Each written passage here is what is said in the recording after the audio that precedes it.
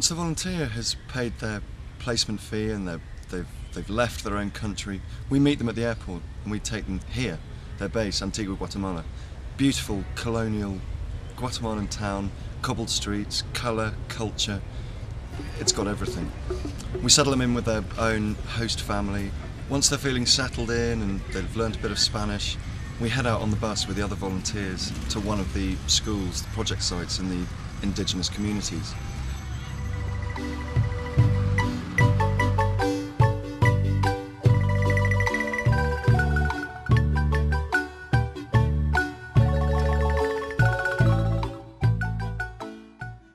Arriving in Itzapa is kind of an interesting experience because it is quite a rundown place, and living in Antigua, which is pretty westernised, these low-rise colonial beautiful buildings, and then coming somewhere like Itzapa where people live in breeze block very small houses or maybe even mud walls with corrugated roofs, and there's litter on the streets and animals and dogs.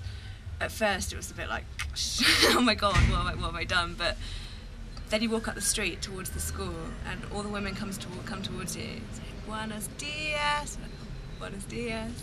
And then the next woman, buenos dias, buenos dias.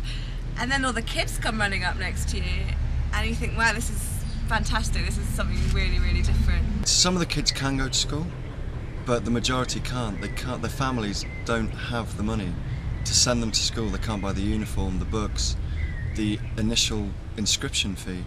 So we started our own school in San Andres Itzapa.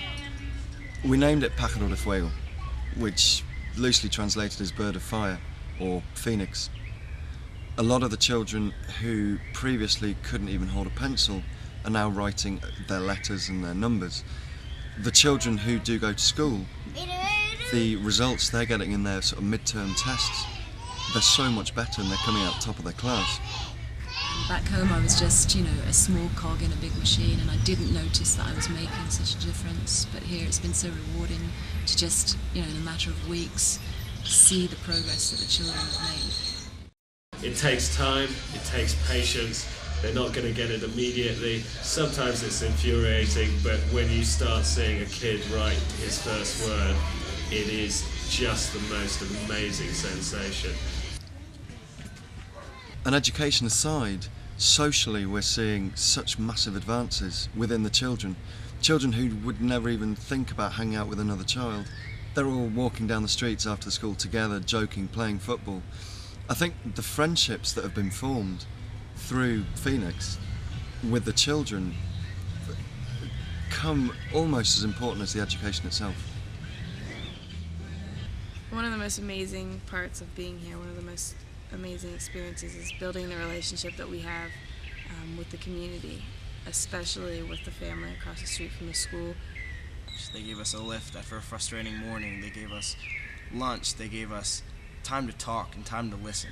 They told us about what it was like to grow up in Itzapa, what it was like for almost every family to lose a kid at birth or just a couple of years after, what it was like for families not to have 3 meals a day or have enough food to share for their whole family. They told us about so many experiences that I don't understand, but I got to share and be a part of now, that have taught me so much that I'll take home. Sitting there in their house, eating their food, just talking with them is just, I look around, it's just an experience that I'll never forget. We have a very good relationship with the community. We celebrate the kids' birthday parties, we celebrate Christmas. Just recently we celebrated Mother's Day within the community, which was fantastic. We had 40 of the mothers all there, smashing piñatas, giving gifts, receiving gifts, eating little food. It was brilliant.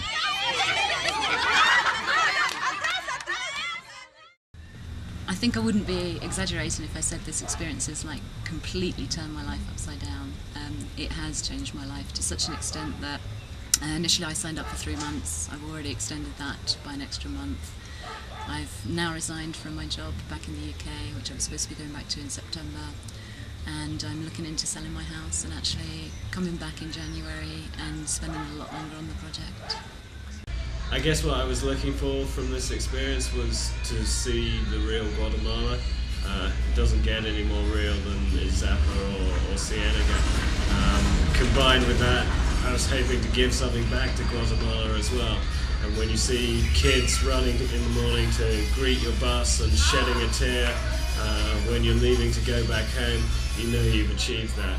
There'll be an absolute floods of tears on Friday when I leave. I just thinking about it makes me want to cry. I don't want to go really, but I know that even if they haven't quite mastered the art of numbers or letters, I think they've enjoyed spending this last month with us, and that's all you can really ask for.